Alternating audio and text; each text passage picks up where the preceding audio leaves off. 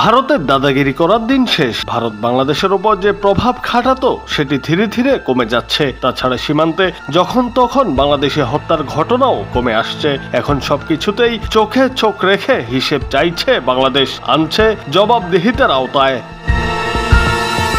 চাঁপাইনবাবগঞ্জের শিবগঞ্জের চোকা সীমান্তে কাঁটাতারের বেড়া নির্মাণ করাকে কেন্দ্র করে বিজিবি ও ভারতীয় সীমান্তরক্ষী বাহিনী বিএসএফ এর মধ্যে উত্তেজনা বিরাজ করছে। আওয়ামী লীগ সরকারের আমলে সীমান্তের নো ম্যানস ল্যান্ড থেকে প্রায় 50 গজ বাংলাদেশের সীমান্তের ভেতরে ভারত একটি কাঁচা রাস্তা নির্মাণ করে, আর সেই রাস্তার পাশে সোমবার কাঁটাতারের বেড়া দিতে যায় ভারতীয় সীমান্তরক্ষীরা। এতে বাধা দেয় বিজিবি।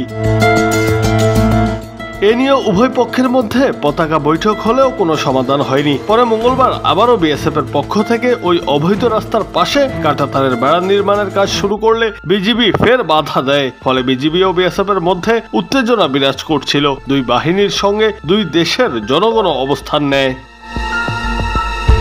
বুধবার দুপুরে বিজিবি বিএসএফ এর অধিনায়ক পর্যায়ে অনুষ্ঠিত পতাকা বৈঠকে দুই পক্ষ আলোচনার মাধ্যমে সিদ্ধান্তে আসে বিএসএফ বা বিজিবি হেডকোয়ার্টারের অনুমতি ছাড়া সীমান্তে কোনো বেড়া কিংবা স্থাপনা নির্মাণ করতে পারবে না। বিজিবির বাধার মুখে বিএসএফ পিছু হটে, তবে সীমান্তে বিজিবির টহল জোরদার করা হয়েছে।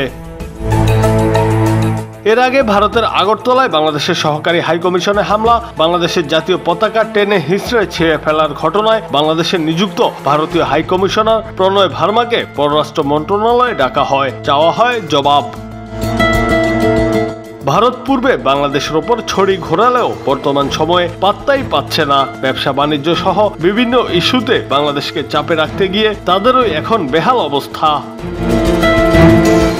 দেশটি পূর্বে বাংলাদেশ থেকে অবৈধ সুবিধা নিলেও বর্তমানে সেটি পারছে না। ভারতের সঙ্গে সম্পর্ক হতে হবে সমতার ভিত্তিতে, ন্যায্যতার ভিত্তিতে, এমনটি মনে করছেন বাংলাদেশের সচেতন নাগরিকরা। জুনায়েদ আহমেদ, বাংলা টিভি।